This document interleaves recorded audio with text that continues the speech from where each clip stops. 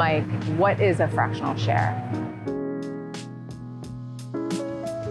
So a fractional share is, really think about it as timeshare for private aircraft.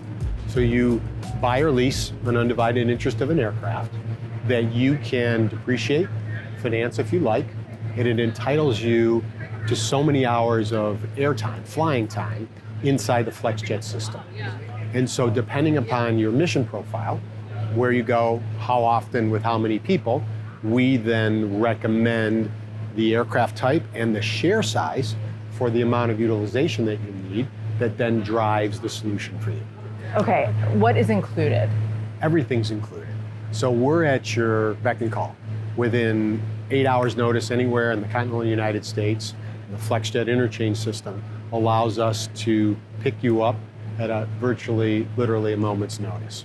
So what's included in that is the entire management, operationally, schedules, pilots, maintenance, regulatory, all the requirements to be an aircraft owner. We take on that responsibility on behalf of our fractional customers. Can you tell me a little bit, just from your personal advice, if somebody is thinking about this? Yeah.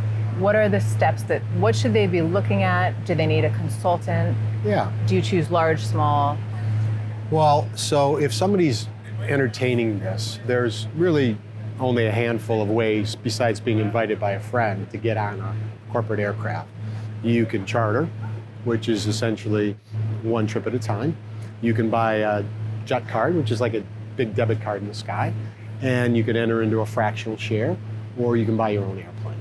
And a lot of that has to do with a lot of things. How often you travel, with how many people, and your openness to deploy capital.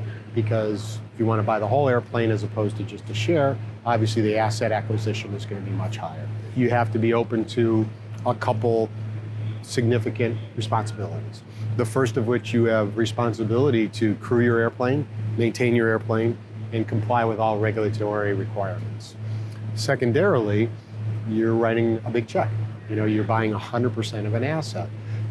And if you're utilizing that asset a lot, and depending upon the missions, maybe that's the best solution for you. Maybe not. So for us, we try to do our very best to be consultative, to say, take all that information in, and then genuinely recommend the best solution for what that person needs, regardless of whether we have that offer or not. My philosophy has always been, do the right thing by the person, whether that's a transaction today for you or not, it will always pay dividends. So what if somebody starts talking to their friends about a fractional share? There's been somewhat persistent rumors that are now changing. That's not a great value proposition, you're wasting money. Yeah. What do you say to that? Complete false.